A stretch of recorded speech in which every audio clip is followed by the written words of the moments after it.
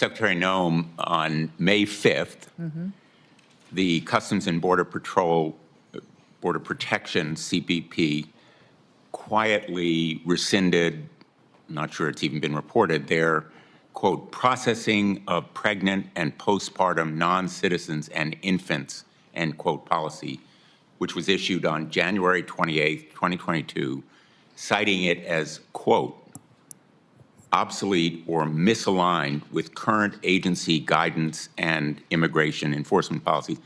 That January 28th policy memorandum followed years of inadequate care documented by a report from the Inspector General of the Department of Homeland Security showing that the treatment of pregnant, postpartum, and nursing women and infants was just horrendously and horrifically inadequate.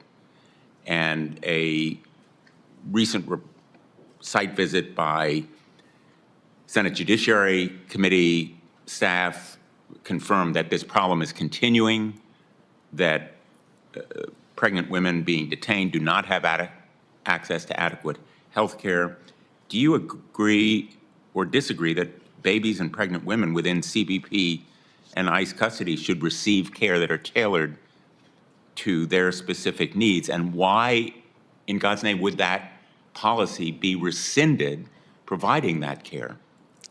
Well, Senator, I will look at the specifics of that policy and what was changed as of May 5th. I would say that everybody that's incarcerated or is brought into custody and is in a detention center is receiving appropriate care, and that we are making accommodations for individuals that have different physical situations or pregnancy. It's not happening. And so I will look at the specific policies as to why one of the requirements may have been changed or adapted.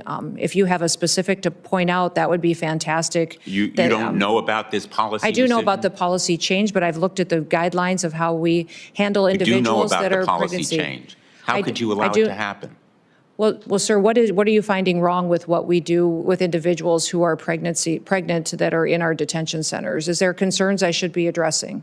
Women who are pregnant or who have just had a child and their infant babies are not receiving adequate medical care. Everybody receives medical care. Concerned? Everybody receives medical care that is in our custody, and even if they are going to be returned, even if they're going to be returned back to their home country, we are making sure that they have medical care in their home country before they are sent there. So that is something that we do very diligently, is to make sure that anybody who has a medical issue, a concern, something that needs to be addressed is taken care of in those detention centers. What you are telling me right now is factually untrue. No, it's actually But more important, you permitted a policy to be rescinded that provides for adequate care because it was, quote, obsolete or misaligned with your agency's guidance and immigration enforcement priorities.